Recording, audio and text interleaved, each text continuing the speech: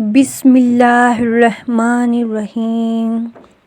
اللہ کے نام سے شروع جو رحمان بھی ہیں اور رحیم بھی۔ آج کی کہانی کوئی افسانہ نہیں، کوئی لکھی ہوئی ڈراؤنی اسکرپٹ نہیں، یہ ان باتوں میں سے ہیں جو لوگ دن کے اجالے میں نہیں، صرف رات کے سناٹے میں بتاتے ہیں۔ آج میں آپ کو لے چل رہی ہوں ہریانہ کے ایک چھوٹے سے گاؤں میں۔ اس گاؤں میں ڈر کسی چہرے میں نہیں، پرچھائی میں رہتا ہے۔ اس گاؤں کے برے جن جو انسان کی پرچھائی کھا جاتے ہیں۔ اللہ تعالیٰ نے اس دنیا میں انسان اور جن دونوں کو پیدا کیا۔ قرآن میں صاف کہا گیا ہے کہ جن بھی دیکھتے ہیں، سنتے ہیں اور انسان کی طرح سمجھ رکھتے ہیں، لیکن ہر جن اللہ کا فرما بردار نہیں ہوتا۔ کچھ جن ایسے ہوتے ہیں جو انسان کی زندگی نہیں، اس کی پہچان چاہتے ہیں۔ اس گاؤں میں بھی ایسے ہی جن رہتے ہیں۔ اس گاؤں میں مغرب کی اذان ہوتے ہی ہر دروازہ بند ہو جاتا ہے، لکڑی کی کنڈیاں دھیرے سے کھسکائی جاتی ہیں اور ہر گھر کے اندر ایک ہی آواز ہوتی، صرف سناٹا۔ کوئی آدمی باہر نہیں رہتا، کوئی عورت چھت پر نہیں جاتی، یہاں تک کہ بچوں کو بھی کھڑکی سے جھانکنے نہیں دیا جاتا۔ بچوں کو بچپن میں سکھایا جاتا ہے، اگر مغرب کے بعد باہر دیکھنا ہو تو زمین دیکھو، آسمان مت دیکھنا۔ جب بچے پوچھتے ہیں کیوں، تو جواب ملتا ہے کیونکہ یہاں پرچھائی زمین پر نہیں رہتی، وہ انسان کو دیکھتی ہے۔ اس گاؤں میں رات دھیرے آتی ہے، پہلے ہوا ٹھنڈی ہوتی ہے، پھر پتوں کی آواز بنا ہوا کے سنائی دینے لگتی ہے اور پھر ایک عجیب سی بے چینی دل میں اترنے لگتی ہے۔ لوگ بتاتے ہیں مغرب کے بعد اگر کسی نے اپنی پرچھائی دیکھ لی تو اسے ایسا لگتا ہے جیسے کوئی اسے گن رہا ہو۔ استغفر اللہ۔ ارشاد اسی گاؤں کا رہنے والا تھا، سیدھا سادہ کسان، نماز پڑھنے والا۔ لیکن اس دن کھیت سے لوٹنے میں تھوڑی دیر ہو گئی، مغرب نکل چکی تھی۔ وہ چلتے چلتے دھیرے سے پڑھ رہا تھا، لا الہ الا اللہ محمد رسول اللہ۔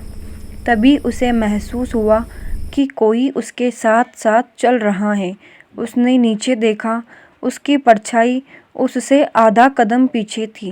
اس نے سوچا شاید روشنی کا وہم ہے، لیکن جب اس نے سبحان اللہ کہا، پرچھائی رک گئی۔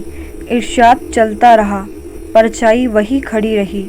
اس نے پلٹ کر دیکھا، پرچھائی نے سر اٹھایا اور مسکرائی۔ اس وقت ارشاد آیت الکرسی پڑھنا چاہتا تھا، لیکن زبان بھاری ہو گئی۔ یہی اس کی آخری غلطی تھی۔ صبح ارشاد نہیں ملا۔ کھیت کے راستے پر اس کے جوتے پڑے تھے، گمچھا زمین پر تھا اور مٹی میں دو طرح کے نشان تھے، ایک انسان کے پیروں کے اور دوسرے جو زمین کو چھوتے ہی نہیں تھے۔ شو نہیں ملا۔ گاؤں والوں نے کہا جس کی پرچھائی چلی جائے اس کا بدن نہیں ملتا۔ گاؤں کے باہر ایک پرانا پیپل ہے، اس کے نیچے ایک سوکھا کنواں۔ لوگ کہتے ہیں یہیں برے جن رہتے ہیں۔ رات کو اس جگہ سے سانس لینے جیسی آواز آتی ہے، بنا ہوا کے پتے ہلتے ہیں اور اگر کوئی اس طرف دیکھ لے تو اسے لگتا ہے کہ کوئی اس کا نام سوچ رہا ہے۔ یا اللہ پناہ دے۔ ارشاد کے غائب ہونے کے 20 دن بعد اس کا 9 سال کا بیٹا رات میں چیخنے لگا، کہنے لگا ابو باہر کھڑے ہیں۔ ماں نے ڈرتے ڈرتے دروازے کی طرف دیکھا۔ باہر 3 ارشاد کھڑے تھے، تینوں ایک جیسے، لیکن تینوں کی پرچھائی الگ الگ دشا میں تھی۔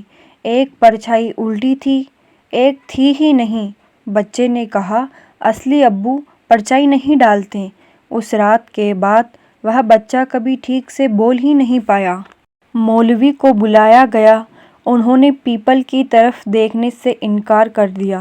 انہوں نے زور سے کہا، اعوذ باللہ من الشیطان الرجیم، بسم اللہ الرحمن الرحیم۔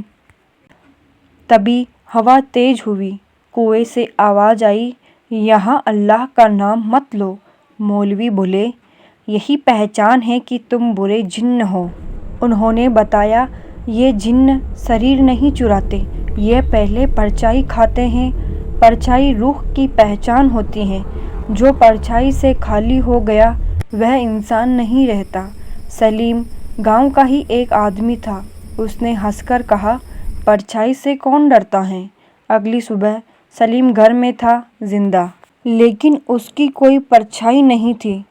جب مولوی نے کہا، کلمہ پڑھو، سلیم کی زبان نہیں ہلی، کیونکہ جن کے اندر کلمہ نہیں ہوتا۔ آج بھی اس گاؤں میں لوگ سوتے سمے کہتے ہیں، یا اللہ، ہماری روح کی، ہماری پرچھائی کی حفاظت کرنا۔ اور ہر بچے کو سکھایا جاتا ہے، اگر کبھی لگے کہ تمہاری پرچھائی تم سے الگ چل رہی ہے تو پیچھے مت دیکھنا، دوڑنا مت، اور آیت الکرسی پورا یقین رکھ کر پڑھتے رہنا، کیونکہ برے جن شریر نہیں چاہتے، وہ پہچان چاہتے ہیں، اور اللہ سب سے بڑا حافظ ہے۔ اللہ ہمیں ہر دکھائی اور نہ دکھائی دینے والی مخلوق سے اپنی پناہ میں رکھے، آمین۔ ایسی ہی اور ویڈیو کے لیے سبسکرائب کرنا نہ بھولیں۔